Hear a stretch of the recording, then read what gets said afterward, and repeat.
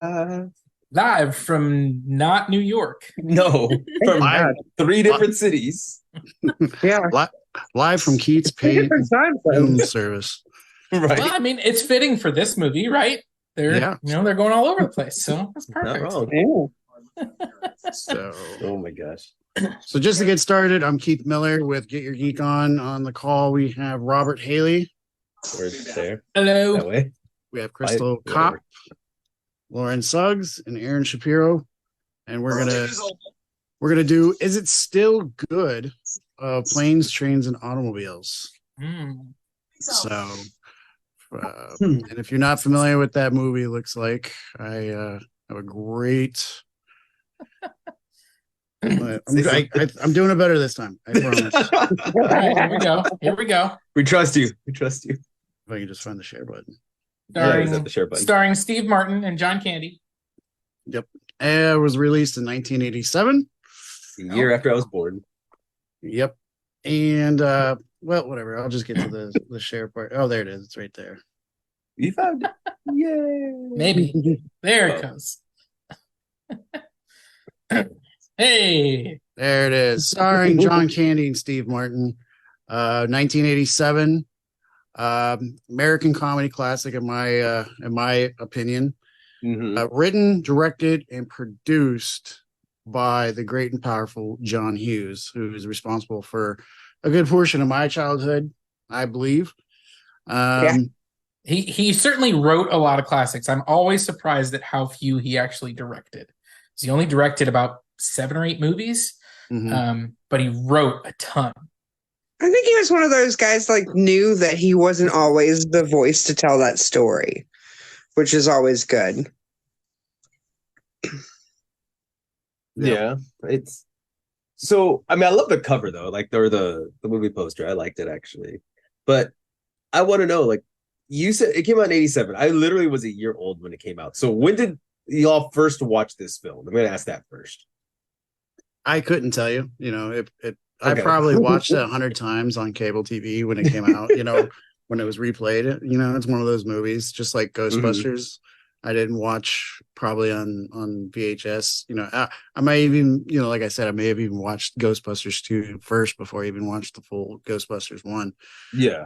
So this is another movie that I probably watched, who knows, on TBS or Comedy Central back in the day. So See, and I think this was like my second time seeing this film, maybe third.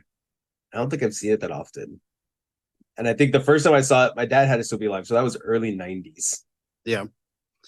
And this is actually a movie I watched like a year or two ago. I had like family over for like Thanksgiving and was just like, is there an actual like Thanksgiving movie that comes to mind? And because when you think holiday movies, everything's always centered around Christmas, Yeah. And this movie is one of the few that comes to mind when I think of Thanksgiving. For sure. Right. Yeah, I can't think of another one, honestly. I mean, there's a few, but nothing that hits like this. But Crystal, when did you first see Planes, Trains, and Automobiles? I'll be honest, I don't think, I'm pretty sure that this movie was peppered throughout the background of my youth, but I blocked it out because I didn't like it, because it was boring to me when I was that age. I was a kid. I didn't want to watch the only movie until I actually just watched it again today that I ever really liked Steve Martin in was The Jerk. That's it. I mean, how dare you besmirch Three Amigos? But yes. Don't get me started. Just move on from me. What about you, Lauren? So I grew up watching this movie. This is one of my mother's favorite movies. And she used to work the night shift at her nursing job. And she would come home and I would stay up all night and we would watch movies.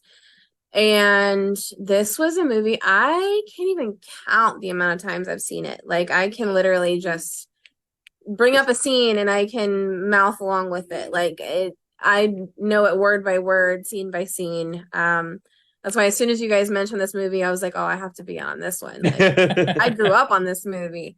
Though I will say, I know you guys said you associate it with Thanksgiving. When I was little, I thought that it took them so long to get home that it was Christmas. Yeah, I associated it with Christmas because it was snowing. That's funny. So I could buy into that. Yeah. Well, being from Chicago, I promise you it snows at that time of year too. I was about to say, I was like, it always is more just tends snowy. to do that, or at least it used to. Yeah. well, I mean, I am in Texas. It snows like twice every 20 years, or maybe every If you're 30. lucky. Yeah. Hey, you are lucky that it doesn't, or else all your pipes will freeze again. Don't remind us. That's been the last 3 years. Yeah. Right. So well, for me, just like with Ghostbusters, this was not a movie I grew up on. And it wasn't until I, kind of got into my late teens and early 20s that I really started getting interested in watching a lot of movies I hadn't seen before. Mm-hmm. And so this one, I think I came to it probably about 7 or 8 years ago was the first time that I watched it and really enjoyed it. Thought it was a lot of fun. I really like John Candy and Steve Martin. So this is kind of a perfect, pairing. Enjoyed it. And then, last night or 2 nights ago, I think is when I watched it, was the second time that I've seen it. So I am not as well versed as a few people on here, but we're gonna answer the question of, is it still good? And it sounds like we're all maybe, at least at the start of the conversation, feeling like yes, it might be. I don't know. I got into some criticisms of Ghostbusters last time and I almost got in trouble, so I don't know. yeah, I almost kicked you off the Zoom call. I thought he was going to. And it would have been well deserved. Not my fault. Bill Murray doesn't have a good character arc. Oh, All right. I mean, that's also Anyway. true, but that doesn't have any. I'm gonna throw out the tangent alert. Yep. Exactly. You throw this out, sir. Keep this people in It's check. related to a previous video in the same series. It's not a tangent. Okay. Uh-huh. Objection. Tell yourself that.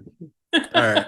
So the plot of the movie starts out. You got Neil Page, played by Steve Martin, who's sitting very impatiently for a executive because he to review some of their marketing plans. And you can tell he keeps looking at his watch and is basically saying, I have a plane at 6 p.m. that I got to make. And basically gets out. And then all the fun starts as he's trying to catch a cab in what I assume is Manhattan, Park Avenue, right? I believe it is. Right. Where he is then kind of gets into a race with a very familiar face. There's one Oh, I degree really loved away. when I saw that too. Yep. Mr. Kevin Kevin Oh, did you Bacon. like Kevin Bacon? Yep. Yep. And if you look Absolutely. on the credits, he doesn't even have a name. It's just Taxi Racer. So Yeah, all I the saw credits, that. IMDb, it's just Taxi Racer. Is So what you I just did thought. it because they wanted to have fun. Yeah, I mean, I love that he's in this movie because this is after Footloose. He's a Yeah, star. it's after Like, Footloose, so it's Why he's is already he? known. It's like when I first saw this movie, I don't know, 7 or 8 years ago, I was like, Kevin Bacon. Oh, this must be one of like his first roles. Like, I can't believe he's just in this cameo. And then I looked it up, and I'm like, nope, he was a star, and he just apparently him and John Hughes were like buddies, and it's like, yeah, I'll be in That's here. what Yeah, I was I'm about to wondering. say, who does he know? It's, I mean, at the it's same time, hilarious. it's probably one of those ones. Hey, I just want to be in a film with Martin Lawrence, or not Martin, John Candy and Steve Martin. Maybe he just wanted to be there. I don't know. I mean, I think I would throw I think past it's him. great. I will say one thing that I just have to point out is one of my favorite details is Steve Martin's plane ticket has him leaving New York at 6 and landing in Chicago at 6:45. That Yeah, is not an that- accurate timeline. That is Right. That's not how that works. Oh, Lord. I was like, is he there on a rocket ship? What's going on? I mean, there is a time There's a change. time change. So Plane it's change and- hour 45, but even that is still not. Those- I think those flights are closer to 2.5 hours, or maybe that's yeah. just how it is today. Look, wibbly wobbly, timey wimey. So that's all there's to it. Something like It's not a TARDIS. It's not trains, planes, and the TARDIS. It said 6:45 he would arrive. that. Yeah. Yeah, Oh, keep Yeah. us looking. I don't know. It's about a 90-minute flight is what it looks like. So See? Possible. Gate to gate. I don't know. I'm not buying it. I'm not buying it. Well, don't No, forget, This is wait, Chicago. definitely You not never know, nowadays. though. Things are Remember, different. this is obviously before 9/11. That's Yeah, true. exactly. well, who knows? A lot easier. Well, like basically airlines, they're saying that they're going to kick off, or at least now, when they say that they're going to, your departure time is basically when the plane kicks off from the terminal. And Right. you could potentially sit on the tarmac for however long. And then speaking of the route, I don't know if I should do it now, but I found a funny thing on the old Wikipedia's. Mm-hmm. And Rerouted just to Wichita, yes. So Yeah, where was it coming from? From New Where York. New York. so Kansas. It is very odd that Kansas is the place. Like, at what point did they decide That we're you not put- landing in Yeah. Chicago? Because You're just overshotting it. Like you can't just land anywhere in there. well, who knows how Michigan. big the winter storm is? So I'm sharing now from Wikipedia the actual paths that they took. So the dotted line kinda was what cool. that should have been a straight line from New York to Chicago. However, their actual flight was from Chicago to Wichita. Now, with my experience in the aviation, I'm not surprised that they would go to Wichita because it's a very popular hub. The airport's actually called Intercontinental ICO because it's dead center in the middle of the continent. So it's not. I hear a lot of flights get rerouted to Wichita, on a routine basis.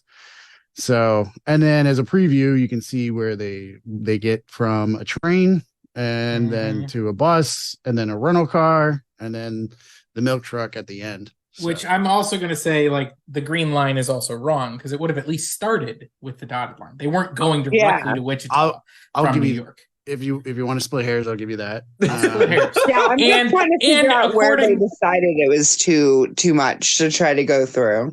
And we haven't In the gotten there yet, 1980s planes. but the Michael McKean, who plays the police officer, is a Wisconsin state trooper. So it's in a deleted scene, but technically they overshot Chicago. They ended up in Wisconsin and had to double back. So What?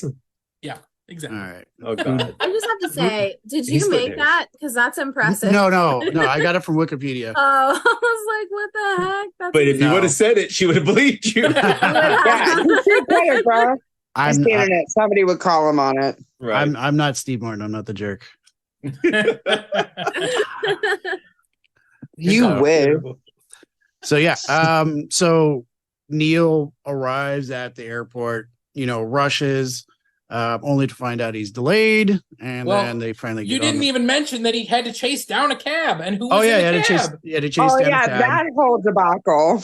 And he got ripped off by the attorney. Who he's like, I love that guy. That was so and terrible. he's like, "You're a crook." He's like, "Almost. I'm an attorney." So Same Wrong. I don't have a good nature. right, and so rips the door open, chases down the cab that somebody else takes while they're haggling over the price, and chases down the cab, rips it open, and you see a very surprised John Candy in there. And then the cab pulls away, and then he eventually makes his way to the airport. Sorry. Only to find out the flight is if the flight was on time, he would have missed it. But because it's delayed, he ends up getting on there, and then he's introduced to John Candy, who, to me, as I'm watching their interaction there, John Candy, it was very reminiscent. I know it's backwards, but his personality to me was kind of reminiscent of like Chris Farley, and that kind of like annoying, almost like friendly, annoying kind of thing. He's like, this. He's like, what about this? How about that? No. Okay. All right. Well, you just tell me. Doesn't get it. Yeah. It just feels like Chris Farley and like Black Sheep or something, where he's nicer than he is smart. Yeah. That's true. Yeah, Del Griffith is not a Mensa member, but he is a friendly guy, and he builds relationships. That's what he does. I was about to say Right. he's emotionally smart for the most part. He's kind of oblivious in a way because he is one of those people that I need somebody to talk to, and you look like you're willing to put up with me, so I'm just gonna dump everything on you. Is that right? And I he has it. Obviously, it's an acceptance thing, right? He just needs somebody to talk to and accept talking to him. Right. You can tell he's done that you know, like he's used to people just being like, okay. Yeah, he's the guy that I never want to sit next to on a plane, because when I get on a plane, I want to put my headphones on and I don't want to talk to anybody. Leave me alone. I literally thought to myself, is like, in this moment on that plane, I would be Steve Martin. I would not be John Cena. When he takes There are his definitely socks points where I off, switch seats. But I would definitely be the Steve Martin in that moment. Like, bro, can you please just take several seats away?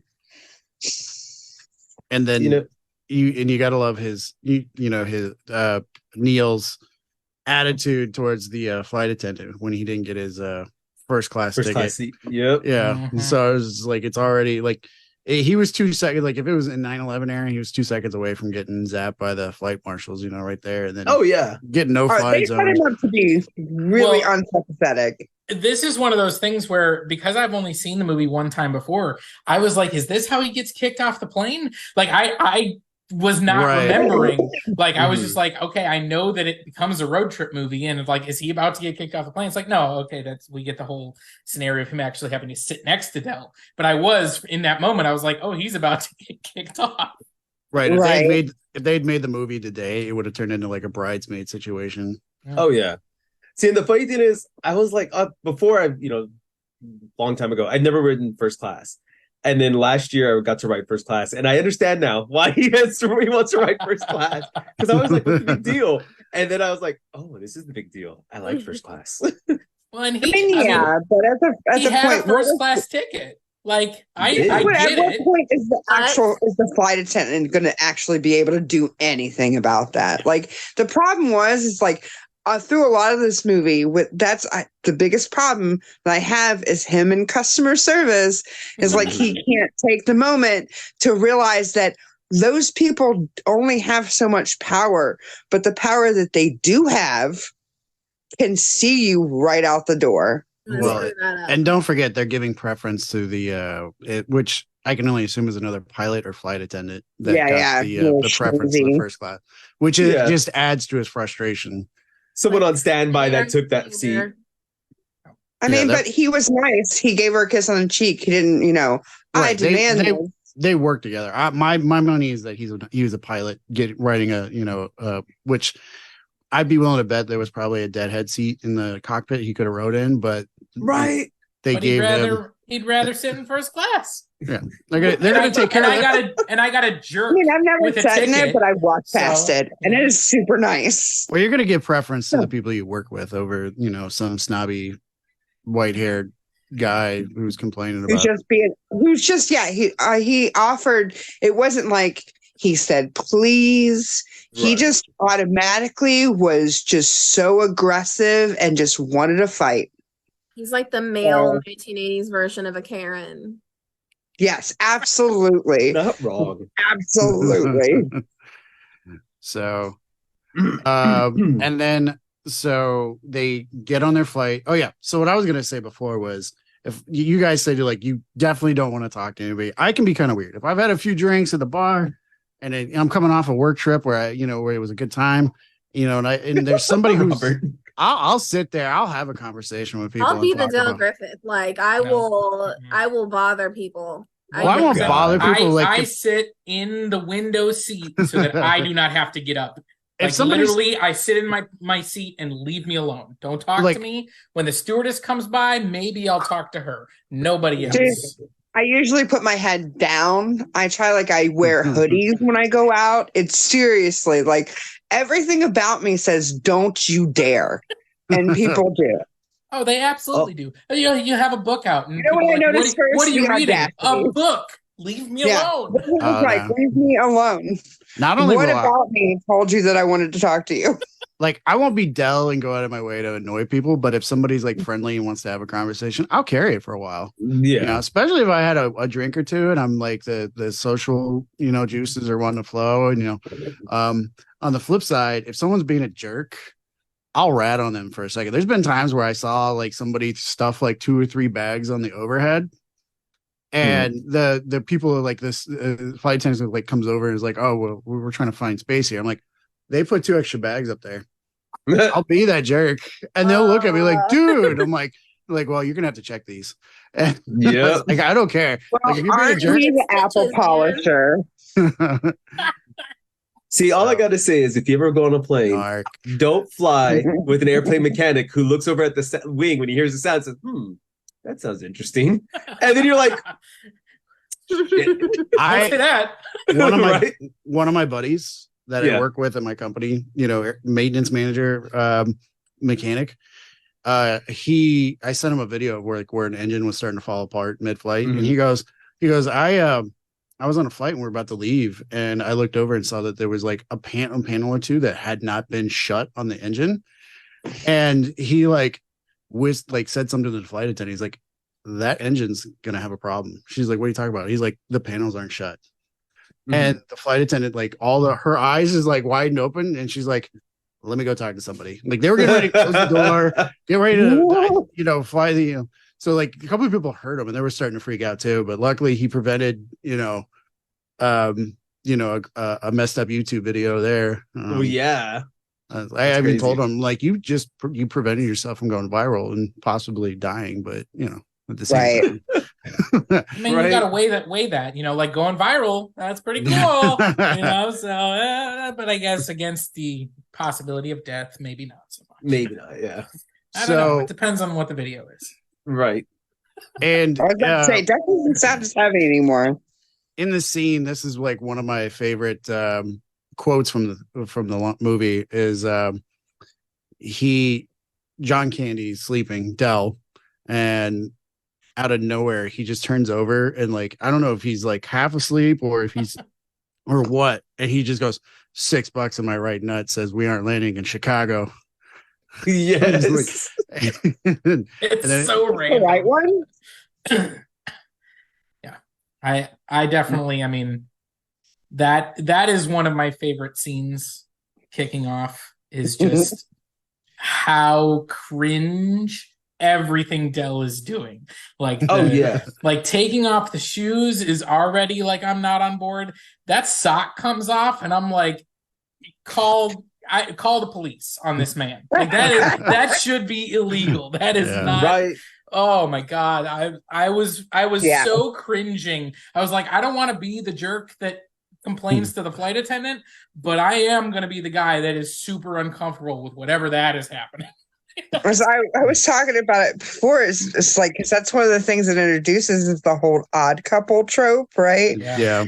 It's the introvert that sits next to the extrovert, and the nice, like, clean guy sits next to the slob, and it just like it's literally just the opposites, like, crashing. And I definitely, like, I thought to myself, I wonder how bad his feet smell. It's literally like, he just looks like a person whose feet would smell. Oh, he sweats, and he was in those socks all day. I get it.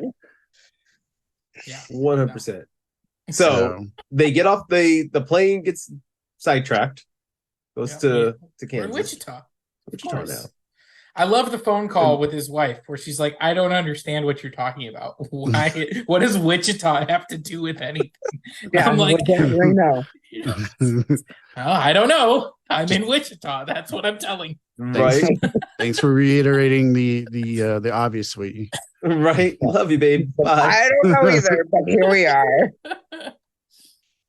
And then, of course, there's another little cameo. I don't know if he was as big then, but we have Ben Stein. Yeah. Another Ferris Bueller alumni. Yes. Along with somebody else that we'll see. Yeah, well, and we didn't even mention the guy, one of the other executives in the boardroom at the beginning is Ferris Bueller's dad. Yes. There's several connections. Yes. I've seen that movie 1,000 times. Did you have anything to do with Ferris Bueller? Am I lost? I don't know. Was that a John Hughes movie? Yes. I feel like that's got to be a connection because it has like a very Hughes feel to it. John Hughes was literally responsible for Ferris Bueller. He wrote, directed, just like with this movie. Yeah. Like, I didn't that's absolutely, And then I do love the detail behind Ben Stein, though. I don't know if anyone else caught it, where it says like Flight 909, destination nowhere. Like it's supposed to say Chicago. Like they're supposed to be going to Chicago, but it's it's in a little Easter egg. This plane's not going anywhere. Where are you going? Nowhere. I think I would need to watch the movie again just for other Easter eggs in the back, because I was watching this with somebody else and they pointed out something very specific later coming up about the background, and I'll get to that here in a second. One thing that did stand out to me is like a flashback when it like sucked to be stuck in an airport. Like nobody had smartphones, a computer in their pocket, where if you needed to find a hotel, you could get on like booking.com or whatever. No, you had to get in line at a payphone with 30 other people and call around and try to find and find a hotel that was open. And of course, Dell has to rub that in his face. He's like, "Oh, that's what I did as soon as I got here." Like as soon as we got on the plane, I called him. What's that? He did try to tell him. He was like, "Hey, maybe you should do this. It doesn't look like anything's going to happen." And not to say that like you should listen to what strangers tell you, right? But he was right about it not going to Chicago. I would have put a little bit more faith in him there. Well, I mean, he did bet $6 on his right nut. Yeah. Right. Not wrong. I will say the very next bet his left nut on the hotel, then he would have done that. Right. The very next year, though, a stranger gives Bruce Willis advice on a plane, and then he has to fight terrorists off with no shoes. So, you get what you get. Which movie is that? Was that 12 Monkeys? Die Hard.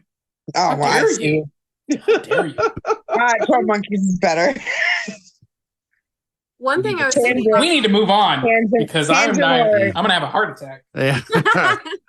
So so they go to get the motel room, and then they end up having only one motel room left, and then they ride in that taxi cab. Oh yeah. And I think the driver, another character actor, right? That I think he was the one that I recognize from like Home Improvement, Larry Hankin. Whenever I see him, I think of him in UHF. He played like the professor in that weird movie. Right. And then his name is Doobie, which I find hilarious.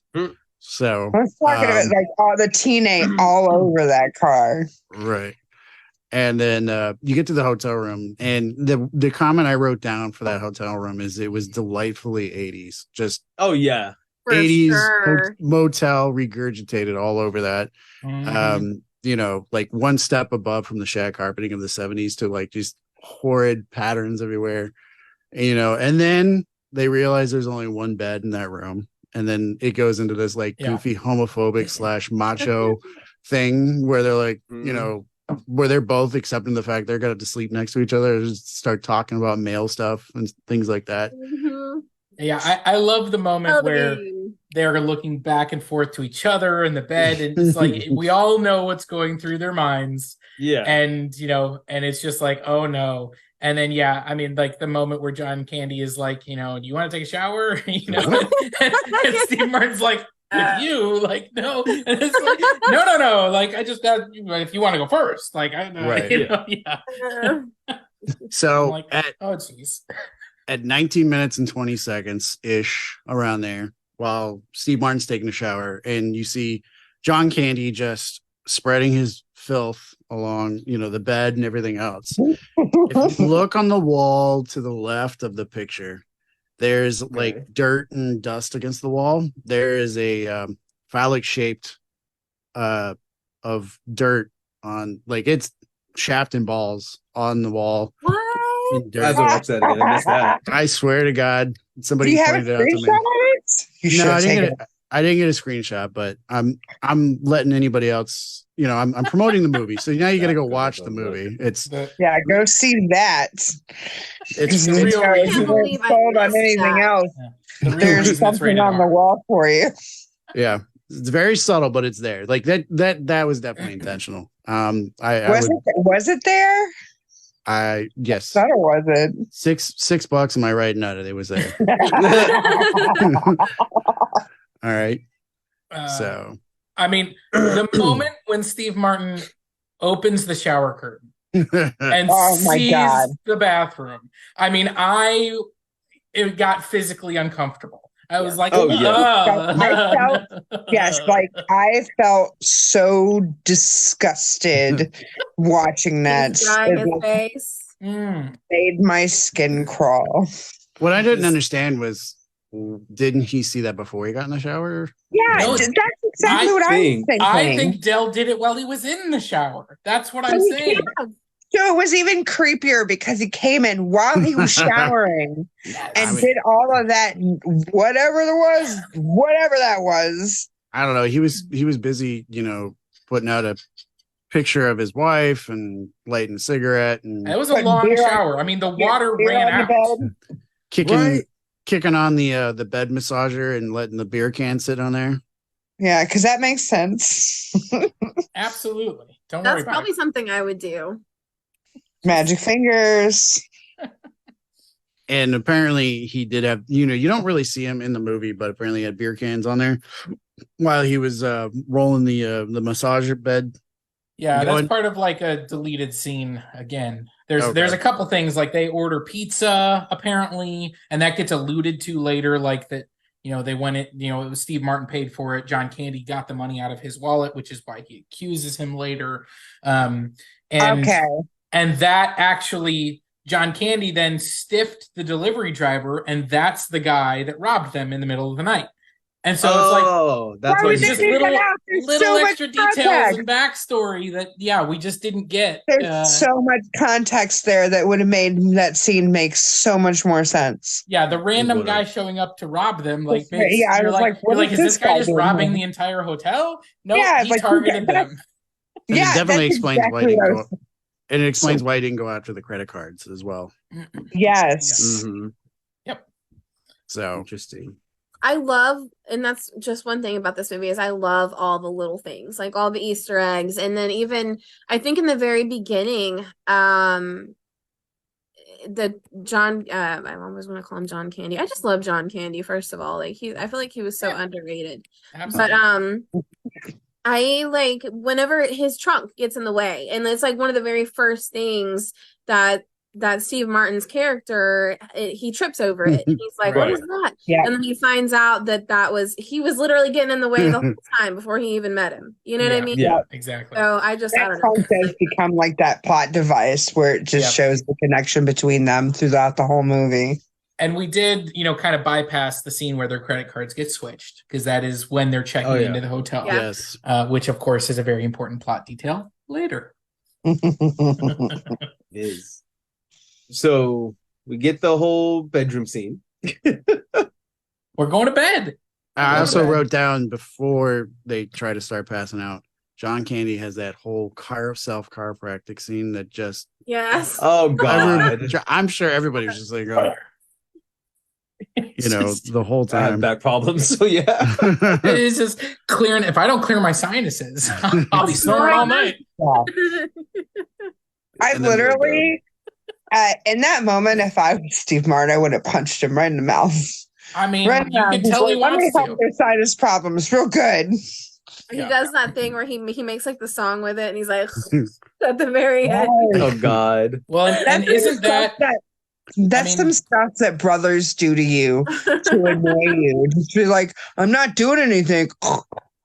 That's exactly what that is. And that's what leads to then their kind of confrontation, where they're actually where they're like yelling at each other, where Steve Martin just goes on this rant about all the horrible things that he is. And and we get, the famous line from Dell that I like me. My wife likes me. My friends like me. Because I'm the genuine article. And what you see is what you get. And after Neil has that like rant where it's almost too long, where you can tell like, all right, you're going a little too far, buddy. It's uncomfortable. Yeah. And then John Candy's character has that like, look, I have my own confidence, people like me, and then you have that 80s epiphany music running in the background. This is where you're supposed to feel good about this moment. Right. The feel good epiphany, I like me speech music.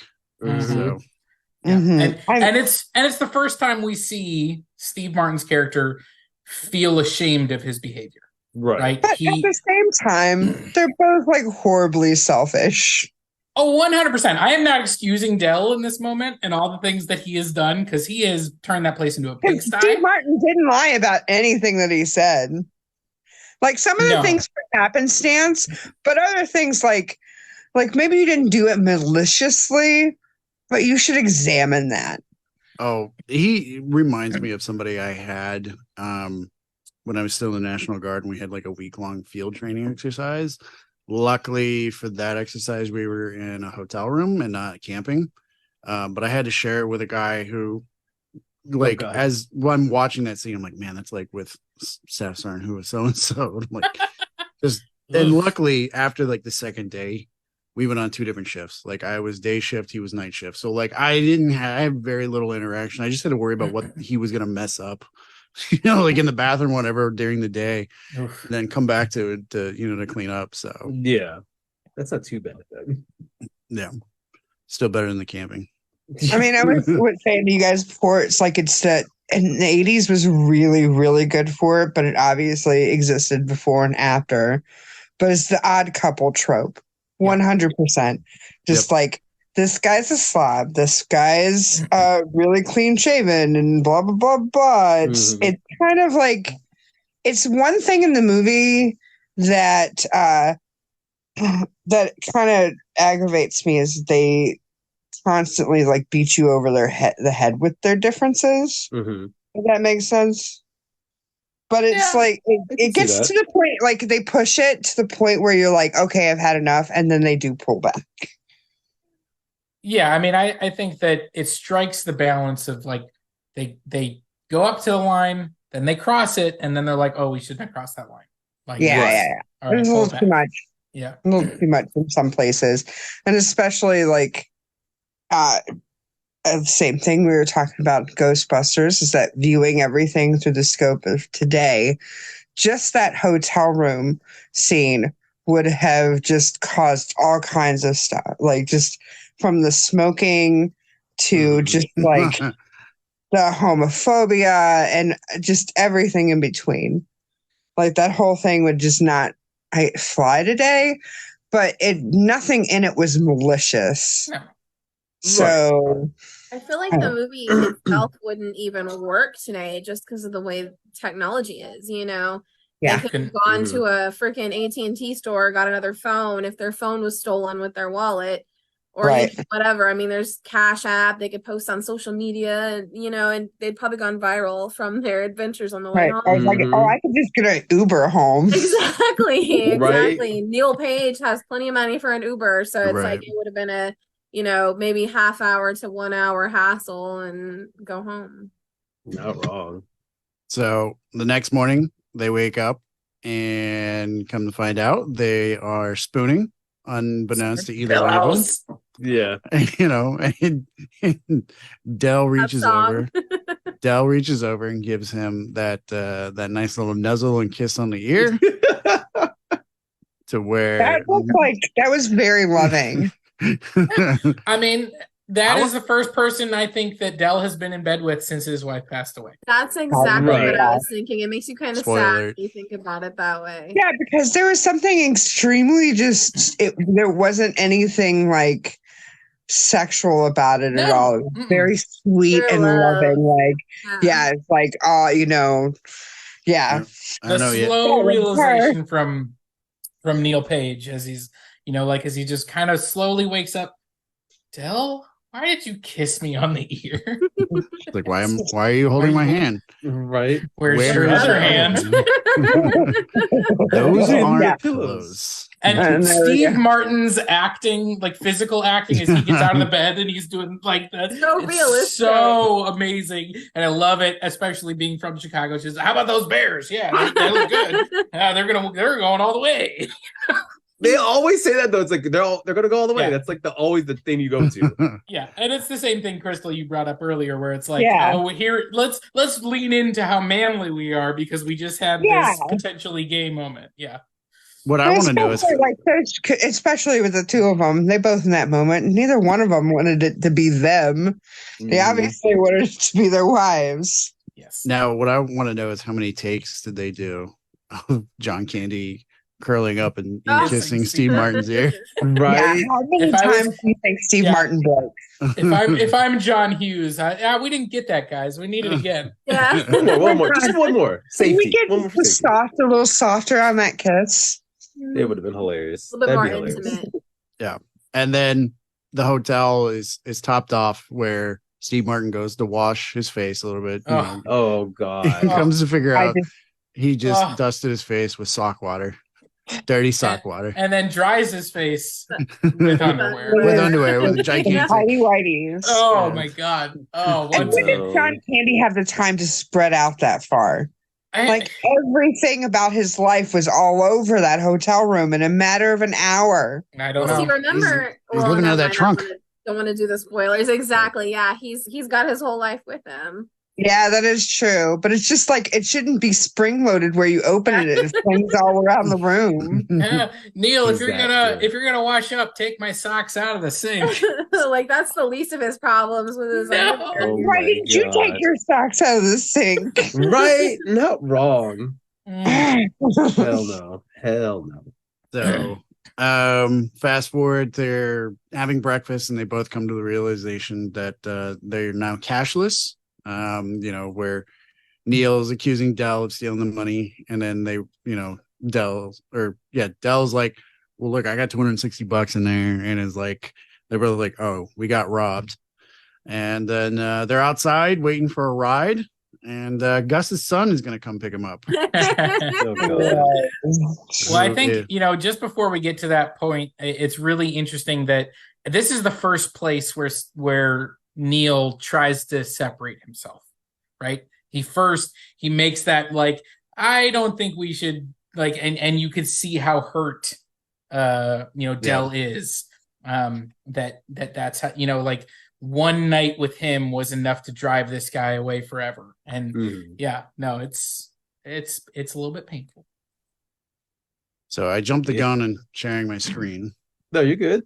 It's all right. And I so love Dylan Baker. Yep, Dylan Baker, who's been underrated guy and all kinds of stuff. Usually plays kind of a creeper or like hoity-toity type. But this is Gus's son, Owen, and he's got that obnoxious Yeah. back sinus clearing problem. He's, Yeah, what is he's it with chewing this tobacco. And hocking loogies. Like, what is Well, this? no, he's Oh, chewing no. tobacco. I mean, he's spitting tobacco out. But you can hear him trying to clear his. It sounds like he's going through all the way, like he's taking the tobacco through his sinus system. Yeah. Well, and I do love the take that is in the movie was after multiple takes of not getting the Steve Martin reaction right when they shook hands. That's when they decided to spit on the hand and actually shake his bare hand with the spit on his hand.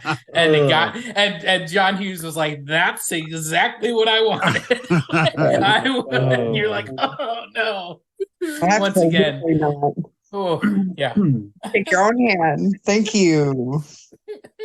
And That's how And then- COVID started. and of course, one of my favorite quotes from the movie comes in there is, Owen is sitting there going, they're about to grab their bags, and Owen's like, "No, don't you put them down?" And he's like yelling at his wife, who may or may not be pregnant, but's definitely had kids, and she's strong. Her first baby came out sideways. Scream or none. Yeah. So they're like, "Nope, we're good. We'll put that in there," and they have to ride in the back of the truck, and then John Candy, or was it? I think Dell or somebody's like, "What do you think the temperature is?" And One. Dell's like, "1." One. Just Well, and I just want to back up to the wife for just a moment, because she had talked about as well that there was like she couldn't keep it together during that scene, like, because it's so ridiculous, and like Dylan Baker's acting was making her lose it. Like she could, so they had to do a bunch of takes to get her. And I will say this is the first moment for me that Del and Neil are truly united because they are both so uncomfortable with They're this like, situation. They're like, Oh, yeah.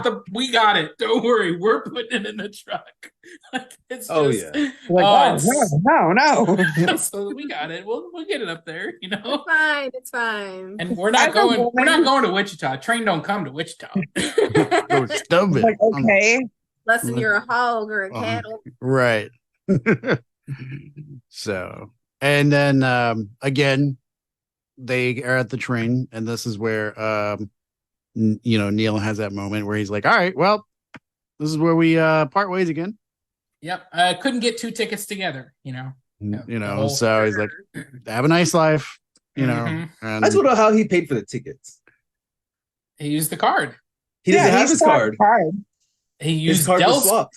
He used Dell's card because that's what he had. And I mean, they weren't doing identity verification back in the day. Okay. Not wrong. Not wrong. Well, no, wait, hold on a minute. Did they use Dell's card? Because Dell brought up the whole thing, like that he needed to pay him back for the train ticket. That's why Well, he needed. he used Dell's card on accident because they had Yeah, they swapped had- cards at that point. Okay, So but wait, neither I one of thought them they- knew. Right. Uh, Yeah. And They- all they- I right. think, All and right. like it makes me sad in that scene because he's like, "Oh, I need your address. So I can pay you back for the ticket." You know, he's not Yeah. like to separate, and he's like, "No, it's a gift. It's good." Neil is very much. I mean, he's like, this is a Nigerian prince trying to. Yeah, he's like, I'm not giving you my anything. address. You're gonna drop Yeah. in on me Good. with that trunk. Like I There's am not no- telling you anything. I don't even live in Yeah, Chicago. Yeah. I was catching a connecting flight. I don't know what you're talking about. Yo, that's not my name. Who are you talking to? Right? All right. So they're on the train. Neil's obviously very excited. He's like talking to the girl. He's like, "We're gonna go. We're going." And then, of course, the diesel engine, blows up essentially, and then you see the 2 train conductors come out, and he's like, "What'd you do?" I love how it's like, what'd you do? Oh, yeah, this is what I did. Yeah. Yeah. Well, and again, I want to back up to that moment where Steve Martin starts chatting up his neighbor, this is not the guy from the beginning Right. of the movie. All of a This sudden, is he's like- chatty. Dell has started to rub off on him just a little bit, and he's like, he's a little, and you can tell that the girl is like, "Why are you talking to me? Leave me Yeah, alone. she has that I don't look. want to talk to you." Like the roles have been reversed just for that very That's a brief good point. moment. I like that. Yeah, like that. it was I a never great thought little about it. character moment. So train breaks down. The train steward is telling him, he's like, "You gotta walk a mile and a half that way in this," and you like look out over the field, and it's like a unplowed field where it's just like not smooth at all. And then you see Dell trying to drag his trunk, Yeah. and then again Neil has that another moment of kindness and pity for him and helps him carry his trunk across. And then it's a little bit of also like, what else can you do in that moment? Like you Right. can't, like, are you really going to be the guy that Dell is going to see not helping him? Like Yeah. you're going to the same place. Like, Yeah. So there is a little bit of like, I think he just doesn't want to feel the shame of not helping him as Right. much as it is like, I'm going to be a genuine person and help you. Like, I think there's a little bit of both in there. I could see that. maybe And it's like also, I mean, he's obviously a jerk, but he's not just completely evil, especially after kind of connecting with him a little bit here and there. Yeah, I mean, I could see that. Again, Neil's character, he has those ups and down moments to me throughout the whole movie. Yep. Until the very end, essentially. I really mean, just this is- think that he was an introvert. I really just think like that was a big part of it, and that's why he had the most issues, right? And then he Yeah. finally found somebody like that, an extrovert that wanted to adopt him, and That's how it when always started goes. That's exactly Well, to he break kind of down his walls, whether he wanted him to or not. he kind of has a monologue that alludes to that way of thinking later. Now, one thing I like to point out while they're waiting at whatever the train station or whatever they were at, and they got that like Stinky Pete looking prospector guy, Oh God, yes. and he's got the box on his lap, but it's got Mouse. Two rats. and there's like 2 rats or mice. mice Yeah. sitting there, And then you're just sitting there. He's dead. I think I'm or like- something. I don't know. Like he's been there for 1,000 years, Like That's no, what I just felt. no explanation about that at all. Just and they don't On the even next- acknowledge him. yeah, on to the No. next scene. Would you? That Now- movie is so random. Yeah, so I guess the bus stop or whatever they're waiting. Has anybody ever taken a cross country bus trip? I have never done it, so I was curious if I have taken a 6-hour bus trip. Yeah, I- I wouldn't say it wine was trip. cross country. So Mine was I a wine went tour from bus. like Ohio to New Jersey, and that was pretty much it. That's Yeah. the I did- closest I've I been did to. Chicago to the Twin Cities of Minneapolis and St. Paul. That was 6 hours. And yeah, I mean, it was the middle of the night. And so everyone was trying to sleep, but it was not comfortable. And I love that line. There's Mm. ever travel by bus? No, I don't think your mood's going to improve. Oh, It's at no- all. Yep, this is going to be awesome. I mean, just think of how much fun a bus was when you were in high school. Oh my god, not wrong. no, I didn't like the bus. All I It know is fun when you that- have alcohol on it though, and all y'all are drinking, going to the next winery. That's a good one. That was fun. That's All of us were drunk at that point. What were you saying, Lauren? Oh, I was just thinking that for like the longest time, because I saw this movie, I don't know, for the first time when I had to have been under 10. Like, I don't know, I was little. And I don't remember the first time I saw the makeout scene on the bus, but I totally thought that people did that.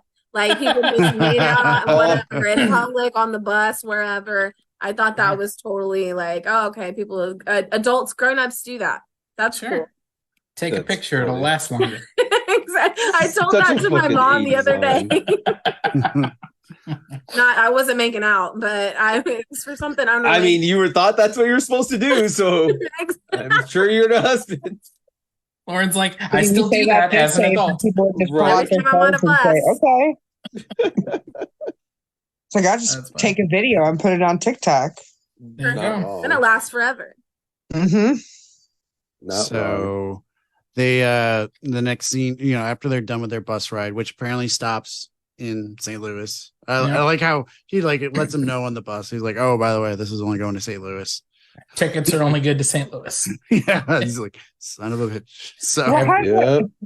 Were they Well, and it was supposed like to do everything else this everything else was booked. Like they couldn't get further because Right. everything else, it's That is Thanksgiving week, exactly around Thanksgiving weekend, Thanksgiving. Neil. Why Yeah. didn't you plan better? Yeah. Why do you suck so hard? So stupid. I do love again So- another moment of Neil, a little growth moment where he tries to like join in on the singing and the fun, Oh, and nobody else knows I his love song, it. but he's reaching out. He's Trying. trying. He He's is. starting. He's growing a little bit. He regresses. He's Less not is more. always at that, but Right. like he's making an effort. I like it. I mean, he's just not used to trying to like sing a crowd song. It's not exactly the song No. you sing in a crowd. not the No, right and crowd.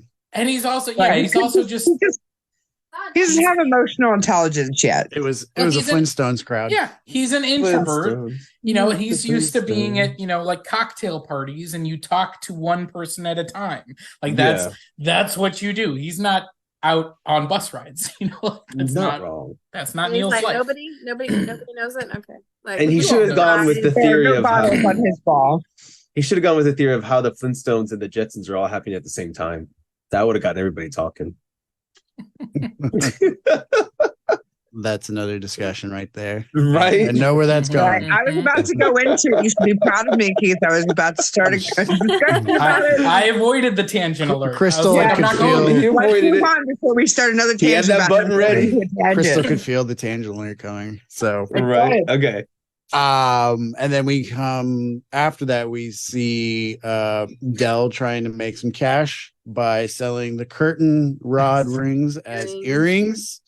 And I As just anything. love the pitches talking about how they're like upscale. These are I forgot to write down some of them, but he's basically This is made of hydrogen. It weighs Love it. nothing.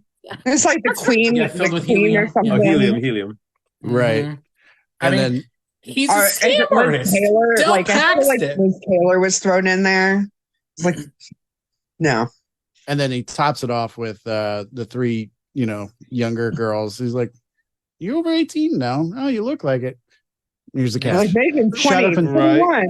shut up and take my money." Exactly. That's all that was. I don't. This actually, I think that maybe I don't know. I'm a little sensitive. This was one of the scenes I don't like. I don't like him being a scam artist. I understand that he's trying to like get money, and they need it for their trip, but I don't like that piece of Del Griffith's I didn't character. either. Hey, they look like earrings to me. I mean, they were I wearing will say them. this. Not It wrong. seemed counteractive to his character for me. Like he built up to like this honesty, and then he just so freely like lie. I mean, I guess he's a salesman, right? But it felt like to me it felt the most out of character moment. I agree. That for Remember, me he is also stiffed the pizza driver. he stiffs him, yeah. But we don't we see didn't see that. that one. We Yeah. don't see that's cut out of the movie.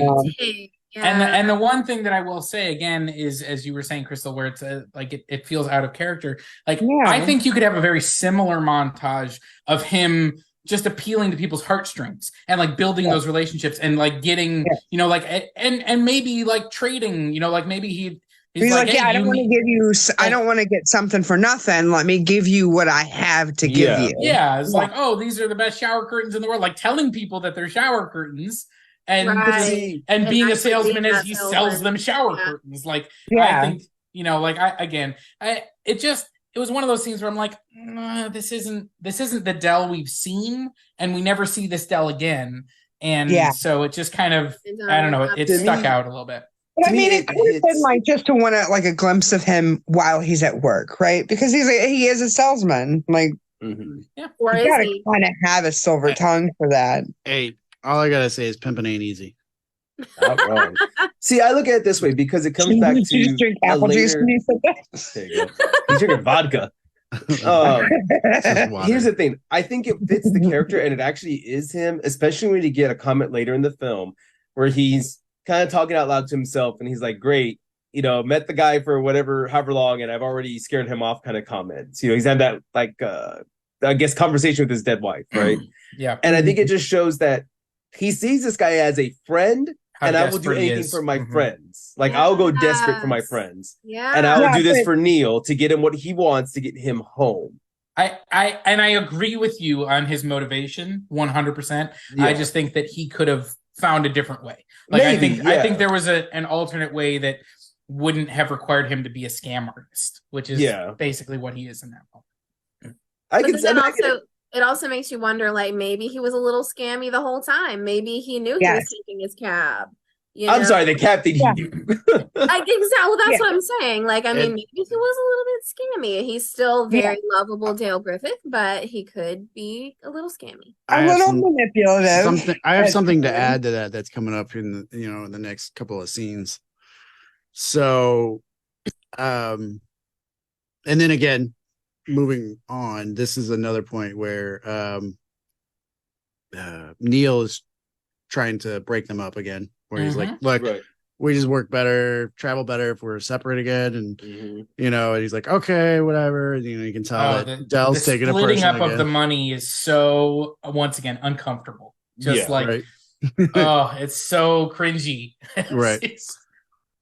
But they go to get her, then I think the next scene is where Neil's in the bus, and he's like, all right, I'm gonna get my car, the rental car. Yep. V5 walks over to V5, no car. And I know that feeling. At least I didn't feel stranded. Like, it's funny to me, like they have like 100-acre car lot and there's no attendants there, and there was no way.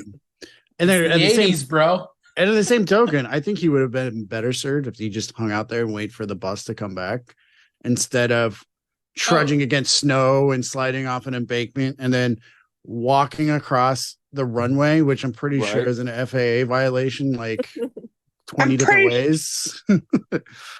Yeah, I mean, Neil is not 9/11. Neil does not make a smart decision in that moment. He makes an emotional decision.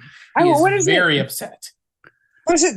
The whole, there's a term for it where he just like, he feels like he needs to go through this, so he has a reason to like complain. So he felt like he's so angry that he's going to put himself through this, so he'll have more to complain about when he gets to where he's going. Yeah, I don't know. He loses his hat, gets like run over by a bus that's a foot away from him. Like that truck barely misses killing him. Right. And then we get maybe the most iconic scene in the movie. Right. I don't know. A lot of F-bombs. Oh yeah, this the scene that earned this movie its R rating. Absolutely. Oh yeah, Right. I love her so much. Yeah. Anybody who's not sure at home, that is Edie McClurg. Eddie or Edie, I think it's Eddie. Maybe I don't know. It's Eddie with two D with one D. So, but yes, as Robert said, I guess this is what earned it its rated R, because you can only have one or two F-bombs before it's rated R. It's always been a little bit like now you can only have one as long as it's in a non-sexual manner. I was about to say, I thought it's contextual as a lot of it. But yeah, I mean, they did after they like submitted the scene, and they tried for this is they wanted a PG-13 rating, even though they had like they dropped 20 F-bombs. I'm like, guys, right? You're not gonna get PG-13. That's not happening. But yeah, so he, instead of just composing himself first, and I mean, he's already on the brink, and then she's on the phone on a personal phone call. Oh my god! When he's waiting, like it's just that one little extra thing, and her phone conversation was all ad-libbed, and it's all perfect. Like it's so good. Yes. The whole little I can't cook. Like I can't cook, and then to the gobble gobble. Yeah. Oh my god, this lady's so great. And so he decides, she's like, well, what's your problem? And then he goes into that whole explanation where every sentence has. Well, he clearly expresses the diversity of the word. He has effing in every effing sentence. Yeah. And, and I love her, response where it's just like, well, where's your rental agreement? He's like, you have your rental agreement? I threw it away. And then she's like, boy. Well. Oh boy. He's like, what? You're effed. Yep. I love it. Yeah. Yeah. Which this actress has said that is the line that people come up to her and ask her to say.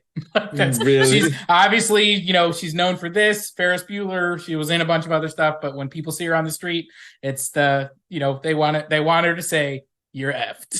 Kind of like that's so what's his face from Ghostbusters, where people, basically call him dickless when they see him in the streets. Yeah. So, but yeah. So, I mean, has anybody had those type of experiences with the car rental place? Not necessarily car rental, but a lot of similar situations. Yeah. We had it in Tennessee when we went to go pick up a car. My friend, she works for a company and they have like perks for it. So she had the car already picked out. We get there and they're like, we don't know who you are, nothing. But you see her name on the terminal outside that's supposed to have the car right there.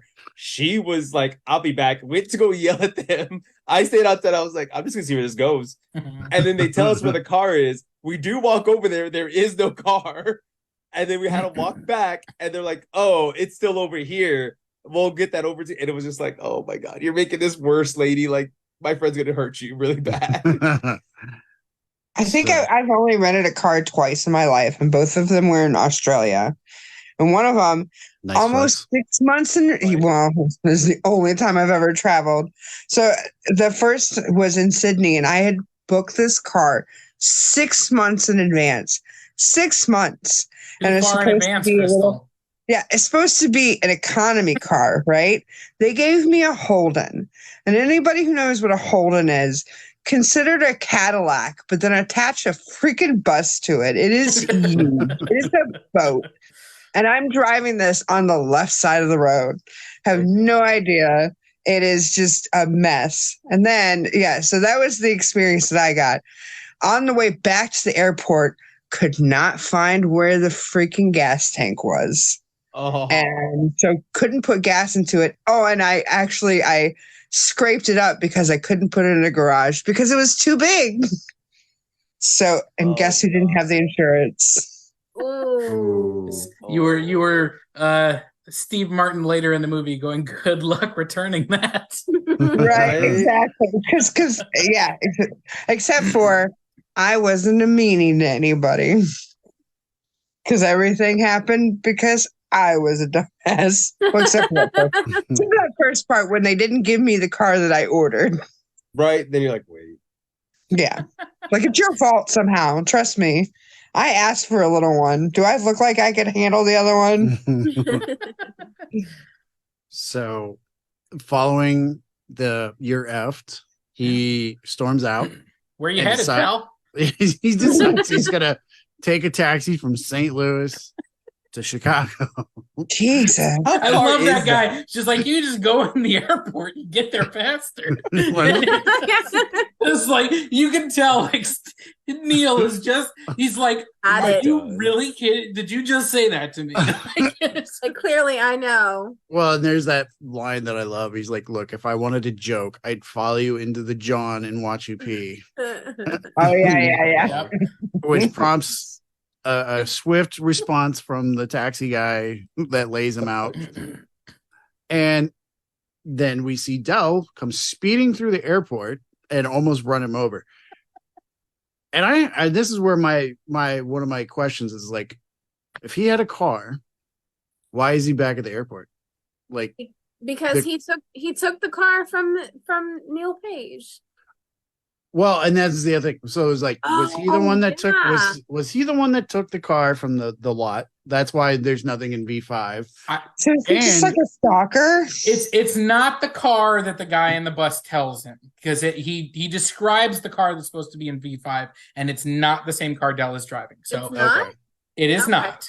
All the time I thought that he jacked that car. I will say I don't think he stole the car, because he does talk about later how he put the car on Neil's car. So he rented a car. He went through the process of renting a car. But I think he's back at the airport because he's maybe seeing it. Neil needs a ride. Maybe I'll hook up with him again. I think that's why he's back at the airport instead of like, because why didn't he drive away? Like, did he drive away from the rental car lot back to the airport to try to see if Neil is back at the airport? So again, maybe kind of makes me question if what if he's on the up and up on some of those things. Right.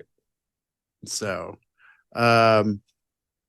And then now we see John Candy is and then you got that whole thing where he's like, will you stop being a jerk and just help him up? Grabs him by his nuts. He's like, good thing that cop showed up, or it would have got worse. Oh my god, that was funny.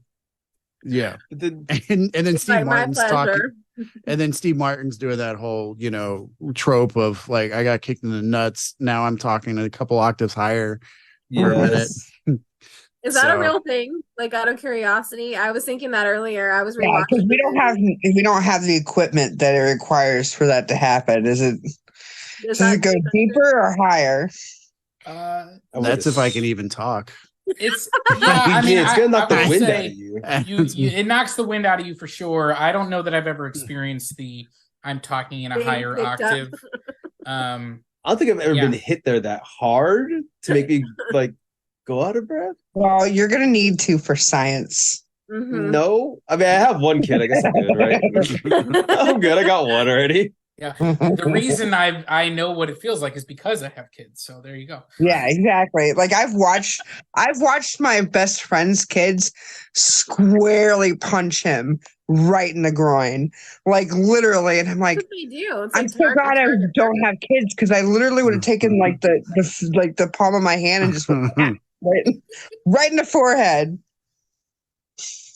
I almost did it on his behalf, but then I was like, they're not mine. I can't do that.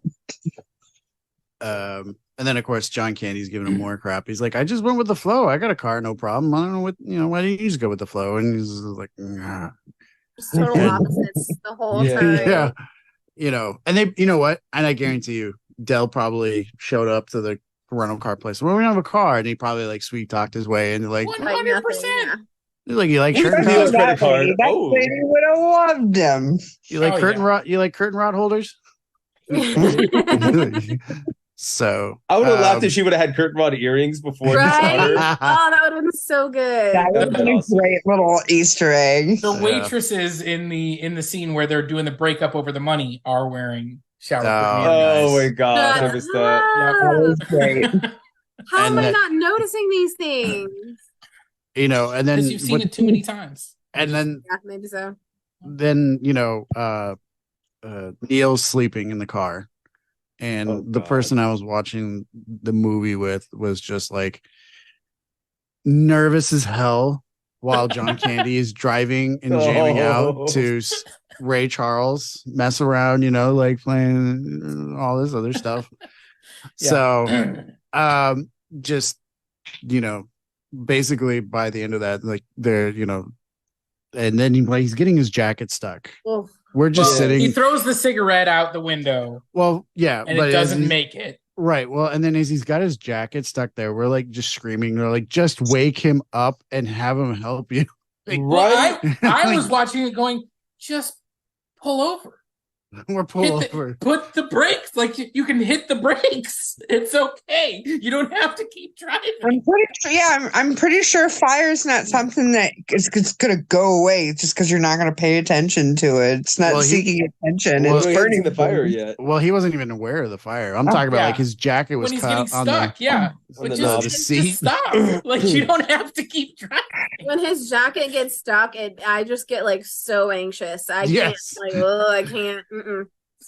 I do love the moment though when they do the spin out and Steve Martin wakes up. He said, "Everything okay?" Just almost hit a deer. That's all. That's all it is. You should Yeah. take your park off. It's getting warm in here. yeah, we'll do that.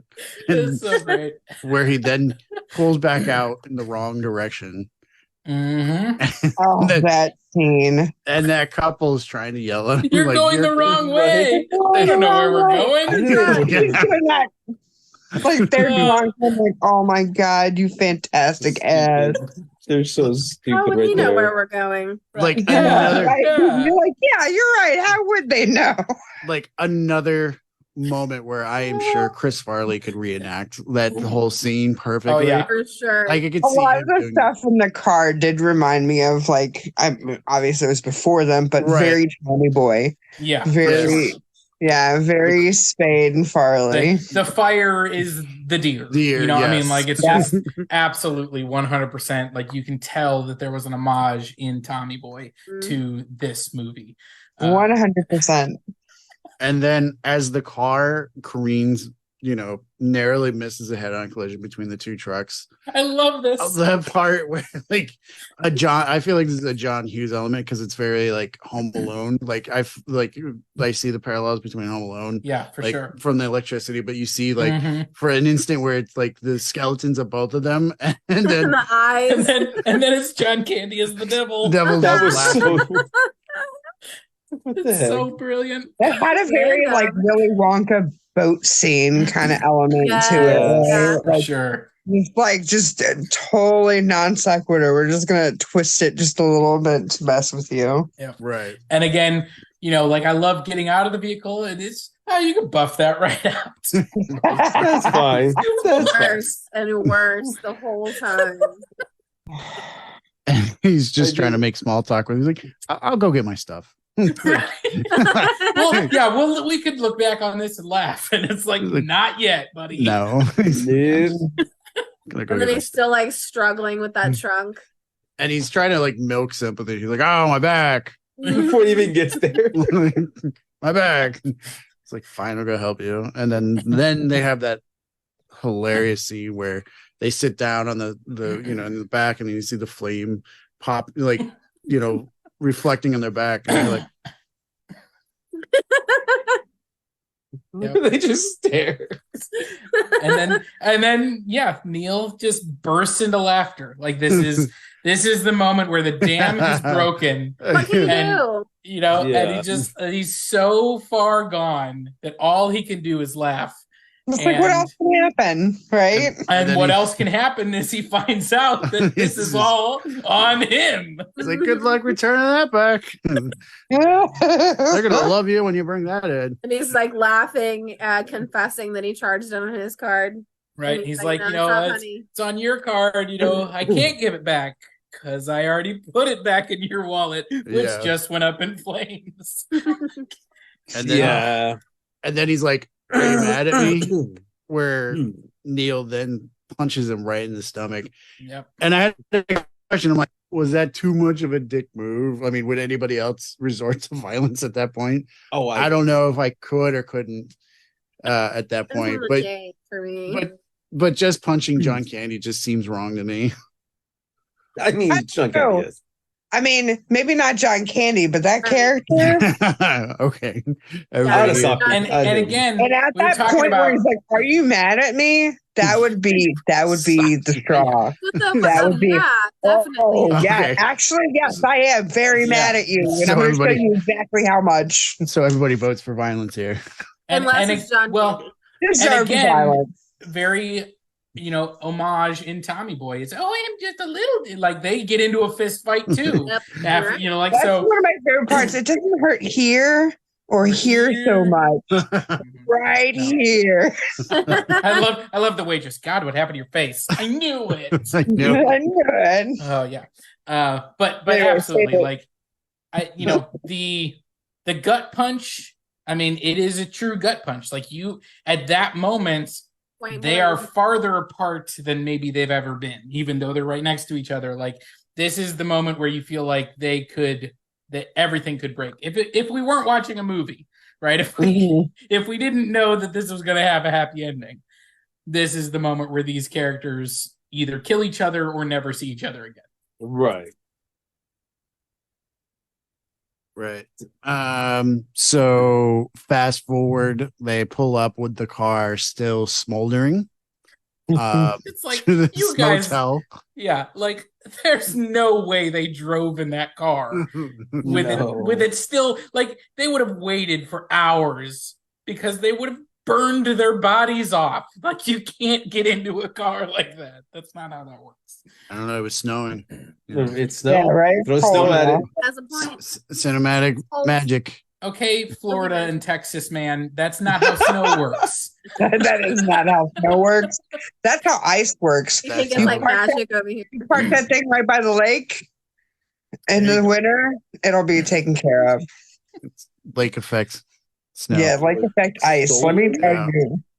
So, and then that's when Steve Martin tries to use his diner's card, and is like, they're just burnt cards. He's like, "Sir, these aren't credit cards." He's like, and the attendant. I don't know if you have the hotel clerk's picture. You've been showing all these other character actors. This is the lawyer from Jurassic Park. This is the slimy, oh my god, is it the slimy lawyer? Yeah, for sure. Oh my god. I forgot to pull his picture up, but that's Martin Ferrero. Yeah. Oh my god, I didn't even know that. Definitely a few other things, and it's a great scene of like, have mercy. He's like the $3 and a nice watch, whatever. And I love John Candy. I don't work. It's a Casio. He's like, I have a Casio. I do like what the guy says. He's like, I don't own this place. Like, I have no authority here. Well, and it is, again, a different approach that Steve Martin has taken with his other customer service situations, because he doesn't chew this guy out. He doesn't take it out on him. He tries to find a solution, and he's just giving up. It's almost like he's been beaten into a lesson. Exactly. Right? Yep. Maybe this is all it's just a PSA movie for how not to be a Karen. It didn't work for a lot of people.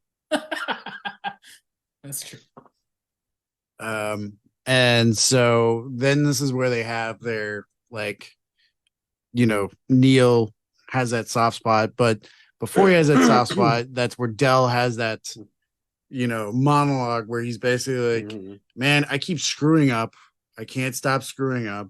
I have one person that somewhat stomachs me being around me, and I just keep dropping the ball here, and then again, I'm pretty sure, I think I have a note somewhere here where it's more 80s,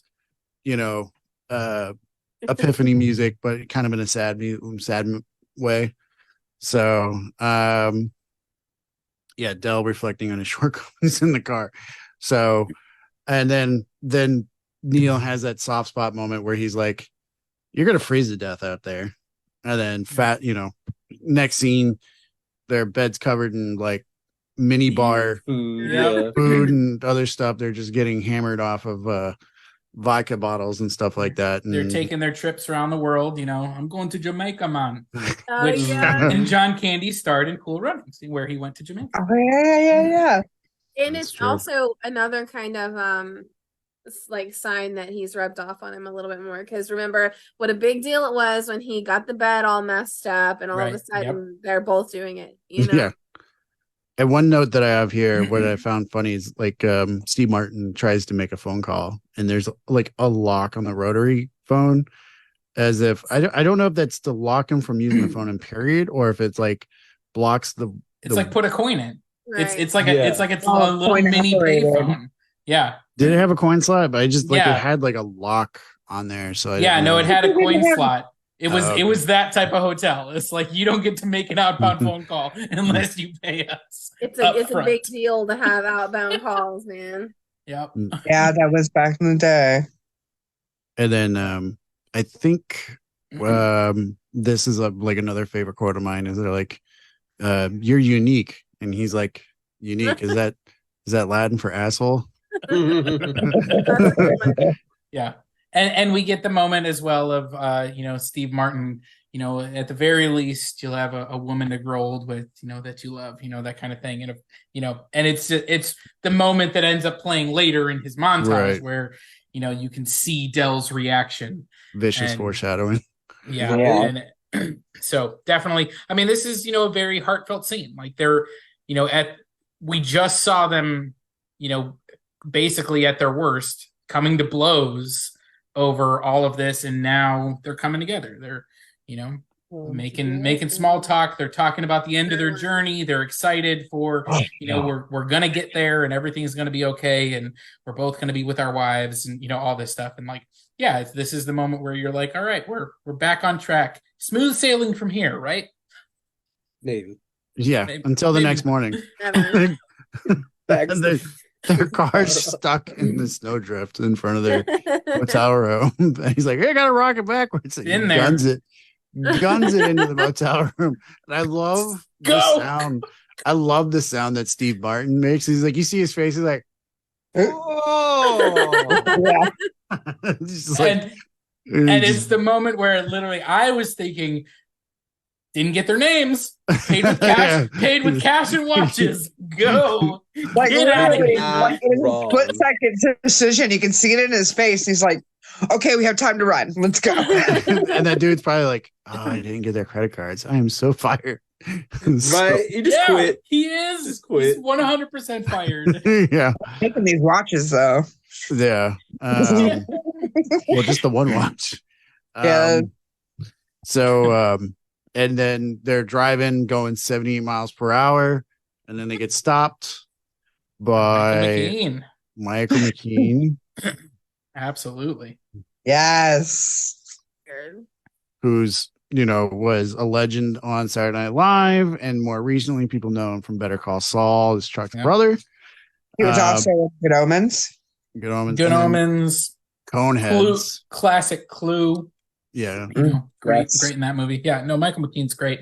And this is another one of those scenes that we get. This is classic in road trip movies, right? You encounter the cops in some sort of way, and I just love, John Candy just doing his like, everything's melted, but the radio works. I don't know how strange is that. I don't know. No, it's Like, all, he's yeah. just- All like these he's cages are trying- melted. and I love, like, do you really think this car is highway worthy? Oh, of course. Yeah, I just can't see how fast we're going or how much. None of we my have gauges or- are working. My mirrors are Nothing. gone. And this is Yes, another there's thing where, behind the scenes stuff, there's a big deleted, like there was a lot more with Michael McKean that they had, and they had to bring him back and actually reshoot, because what was in the original script is that this is in Wisconsin and Dell had overshot Chicago. He took the wrong route. They ended up past Chicago and it led to, again, more conflict. In I think a later scene, you can see Del has like a black eye, which we never see him get, and apparently it was this conflict that Neil gave him a black eye, and I think that would have been a little bit too much in this movie. Like we don't need, at this point, we want them to start coming together. We want them to start being on the same team. I don't think we want another moment of like, from this point forward, the bad things that happen to them happen to both of them. It's not just one or the other. And I think like we don't want to go back on what we just achieved in that hotel room with them drinking and everything. Like they're bonding, friends now, and we don't want to go back on that. So I think it was a good cut. But it's one of those funny things where you're like, yeah, he's wearing Wisconsin State Troopers. Like that's technically, it's still in the movie, but we just added around it.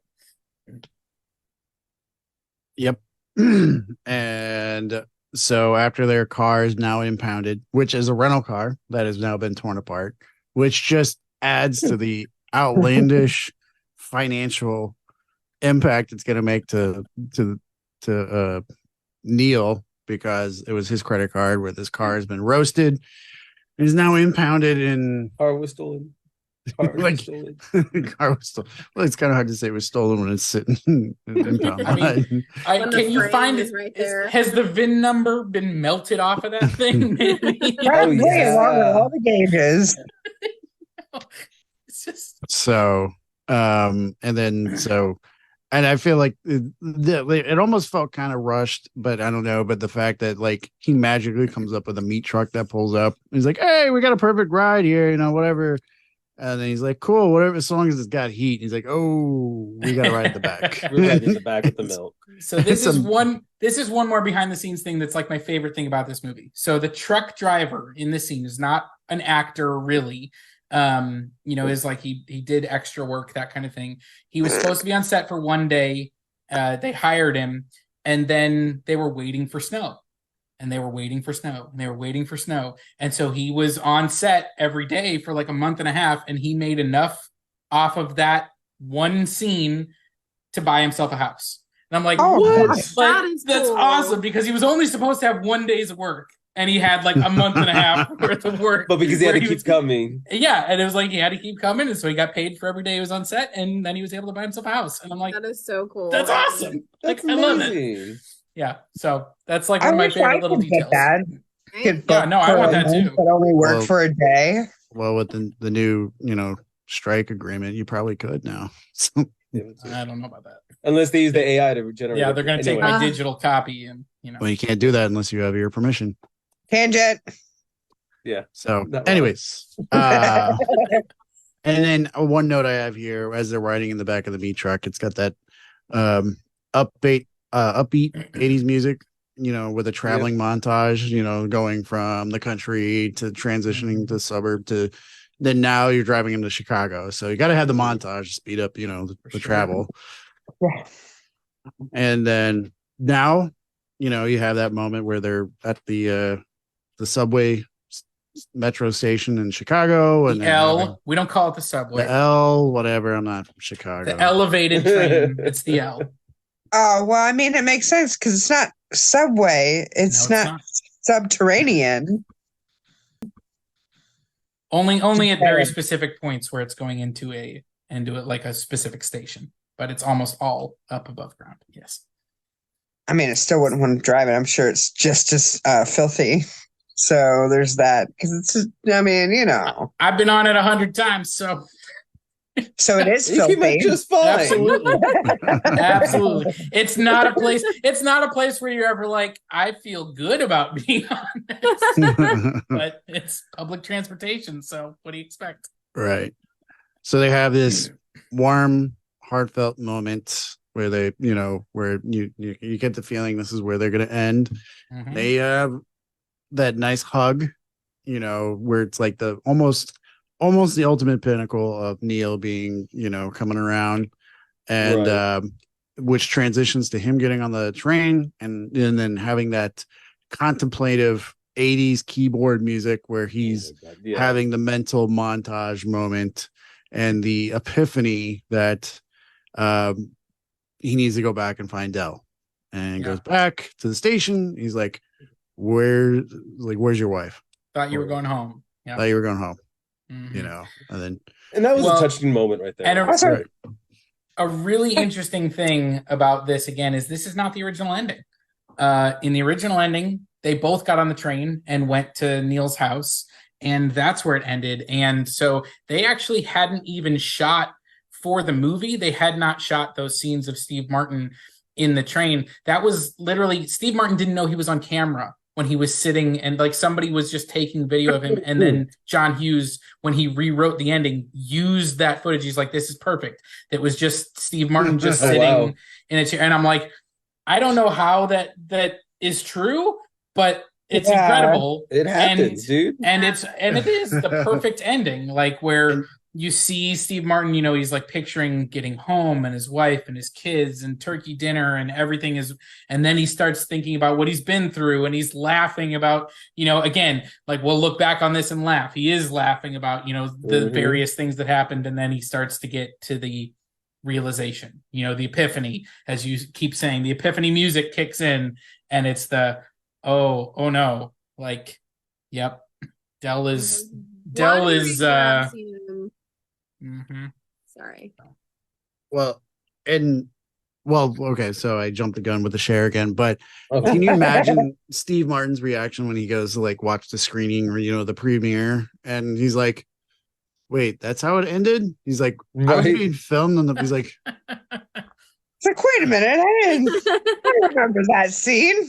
Right. Yeah. So one thing I wanted to point out, one of his children, his son, is old Matthew Lawrence, you know, looking which is better, the bowl cut or the 90s spike? Well, I'm a fan of the 90s. Whatever he rocked in Mrs. Doubtfire. That's what we'll go. There you go. Well, and I think this is a more recent picture of him right here. Oops, hold on. I don't think we need to know the well, picture date. Well, I was gonna say, Right? well, he doesn't look like this now. He looks, but anyways, Looks like his dad. you can Google it. So, anyways, so yeah. And one note I have here is like, did we miss a phone call somewhere where he's like explaining about the stranger, and like the wife is perfectly happy with a stranger with a boatload of luggage coming through the door? He's like, hey, Right? this guy, we're here for, you know, like you can see like one of their dads is there, like the grandfather, and it's like, hey, I got another plate for this large guy and all this stuff here, you know. And also, sorry. and also, why do you guys smell like a burnt car and frozen meat? I haven't changed my underwear in 2 days. I can vouch for that. Again, I had this guy's underwear on my face. I mean, yeah, right. I washed my face with sock first. Not wrong. And as I'm watching this last night, I was like, and here's the sequel. Dell never left. Right. He became Uncle Buck. It became Uncle Buck. Yes, he did. That is true. It's origin story. Right. My thing is, wife came downstairs with F me eyes on the whole entire time, like in front of her parents, in front of his parents, in front of their children, in front of their guests. Like literally, I think they would have thrown down in a second if it wasn't 87's movie. Right. You know, I didn't read it that way, and maybe that just speaks to my obliviousness, because I read it as just like, because Keith, you talked about, is there a missing phone call? No, because I don't think she's heard from him. Like, she has no idea he's coming home. So she has F me eyes. And so exactly. she sees him come through the door, and she's ecstatic. She's happy. She's, my husband has arrived and he made it in time, and you know, alive. But yeah, no, I don't know that I read it that way. That was not the expression on her face. It was not. It was a different kind of excitement. Well, she may have had F me eyes for a second until she had smelled like burnt car nose. I don't know. She still put her mouth all over him. There's that. Okay. True love. Not from the guest. We'll only insinuate it in front of the guests. Yeah. So they know the other the room what's going to happen. The ending shot on John Candy's face where like there's still that melancholy with him, like that he can't have this, right? Like this is what he wants. And so like again, it's just like the ending is beautiful, but it's still sad for Del as he's, like, yes, he's made this human connection, but there's still that missing piece of his life. I literally thought, I was like, is this helpful? Right. So I guess is it what? I just thought, it's like, is this helpful for him? Like, yeah, he's in an environment where he's not by himself, but it has to be kind of painful because he had removed himself from society. This is the first time that like any of us imagine that he's been in a situation where like he would see something like that. It's better than sitting in the train. I mean, station. Or has Del crashed different people's houses for every holiday the last 7 years? He might have. He's that's what he does. He just throws their credit cards, sets rental cars on fire. It's his holiday adventure every year. That's the whole reason he sells curtain rings. Not wrong. Just to fund his debauchery. Yeah. So I guess the question's going to come down to, is it still good? Spoiler alert for our entire discussion. Right. Pretty sure we're all going to come down on the same side, which, it's a classic for a reason. It's got, all the classic setups that you expect from, the Odd Couple scenarios, from the, I'm the fastidious guy, I'm the slob, I'm the introvert, I'm the extrovert. You get all of the road trip, like tropes and things, whether it's, vehicles breaking down or getting rerouted or, encounters with the police. Like, it's just like, it's got everything in it. There's a reason this type of movie works. And then it's got two iconic performers. I mean, you got Steve Martin and John Candy just giving incredible performances. And, Steve Martin has called this his favorite movie that he's ever done. And he also said that to him, John Candy was Del. Like, he was this beautiful, gregarious, outgoing guy with the hidden pain inside. And like, that's, like that is who he saw John Candy as. And so, I mean, the movie absolutely holds up. It's a great movie. It is a holiday classic for a reason. And so as we come into Thanksgiving season, I would recommend everyone watch it. Although if you're sensitive to language, there's about a minute scene that you need to skip. There you go. All right, so that's Robert. So who's next? Who else? Well, I don't know if I do still, because I didn't appreciate it when I was a kid. When I was younger, when I first watched it, like a lot of the jokes didn't make sense to me, right? But as I'm older now, and this watch through this last time, I'm like, oh, like now I understand why my mom wanted to watch this movie, why she was a fan of John Hughes movies. So I think it's not only is it so good, but I find it better now than I did when I was younger. Okay. And I would probably have to agree a little bit with Crystal about that, because when I watched it younger, some of the adult humor didn't make sense to me. The whole joke of with him, that line saying, if I wanted a joke, I'd follow you into the John, like I probably didn't get that as a kid. I'd just be like, oh, you're talking about farts. I'm dying. I'm laughing my ass off watching that line there. Then I'm like, oh, that's why he punched him. I may not have understood it when I was a kid. Yeah. So what about you, Lauren? It's definitely still good for me. I liked it when I was little, even when I didn't understand it. And the older I get, the more I get it. And I've watched it every year, and I will continue to do so, and it will still be good. Yeah, I think I have to agree with you, Keith and Crystal. I mean, all of y'all. Younger me, just a lot of stuff went over my head. It was like, okay, this is a film that my parents wanted to watch, especially my dad, because my dad loved that kind of stuff, And then it's like, now watch is like, okay, now it makes a little more sense to me. So I think I agree with you guys. It got better as we aged. There are some scenes I think that still don't hold up. And again, it's not a movie that can be made now. Yeah, there's there's no way this definitely movie could be scenes made. that absolutely have to be like one of the first scenes that popped in my head when about changing things was watching him on the bed smoking a cigarette and like immediately I'm like, oh, that would never fly. That's something that simple that In he the just could airport. not smoke a cigarette. Yeah. The airport stuff. I mean, Yeah. and modern day movies, when they try to do any of these, like, we're stranded and there's weird stuff, like, it always just feels like, but guys, like, you have iPhones, like, and oh, I ran out of battery. Okay, well, go into the store and buy another like one. buy another one, or sweet talk the clerk into letting you use his charger for 10 minutes. Like, he's got a charger for the same point. Like, it's not this hard. It's much harder to suspend disbelief because we live in the world where things like that are just a given. Exactly. There are definitely movies that are just of their time because of that's what was happening at that time. And I mean, even in the boardroom at the beginning, it's like you're looking in, you're going, oh, Chicago's getting a major storm. We're like, I'm not getting in tonight. I'm going to get a hotel here in New York. I'll fly out in the morning. Like, none of this movie happens. Yeah, he would have been getting printed ticket. Right. He would have been getting text alerts from the airline saying your flight's delayed. Yeah, right. It's like, oh, we've already tried to find you another flight at this time. You would have had a lift ride. Do you guys know that there is one more scene?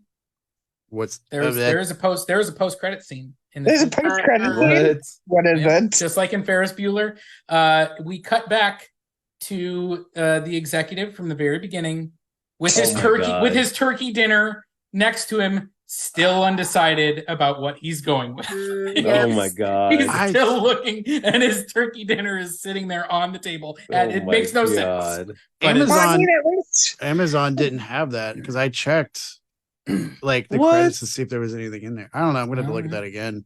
I got a 48-hour rental, so I'm probably gonna check again. It even existed, but as soon as you said it, I was like, wait, I have seen that. Yep. I randomly, I was just like, I just kept the credits rolling because I was watching it on, I think, Paramount, and it tried to put me on something else, and I was like, I don't want to see a preview for anything else, just leave the credits rolling. I was like looking at my phone, and then it was like, wait, there's more. And it's like, I guess John Hughes was doing post-credit scenes before they were cool. Oh wow, that's funny. Well, at least there wasn't like 10 minutes of CGI credits to roll through. It was only about 3 minutes of credits. Right. So. Yeah. Just three. But there you go. Planes, Trains, and Automobiles. Still good. Maybe even great. Yep. Depending on your opinion. Your opinion may vary. Your mileage may vary. Hopefully you get to where you're going a little bit easier. Right. Yes. I would put it in the great category. There you go. So on that note, guys, definitely check out everything else that we do on official GYGO on YouTube, Facebook, TikTok, all that good stuff. So if you watch us live, thank you for watching us live. And I don't know, I got nothing for an outro here, so someone help me. Stay tuned. That's what we say. Stay geeky. What we still think is good. I guess. And let us know what we're gonna do a Christmas movie next. Let us know if there's a specific one you want us to do. Batman. No, Scrooge. Batman's a Christmas movie. There are a lot of options. Unlike Thanksgiving, where we had like one option for Christmas, there's a lot of options. I mean, it is a season of giving, so maybe we should do more than one. We'll see. We could still go John Hughes. We could do Home Alone. I mean, there's so many options. Home Alone is actually the one I was thinking last night. Home Alone would work. Anyway, check out our next video, guys, and see what movie we're doing. On that note, stay geeky and get your geek on, guys. Bye. Bye-bye.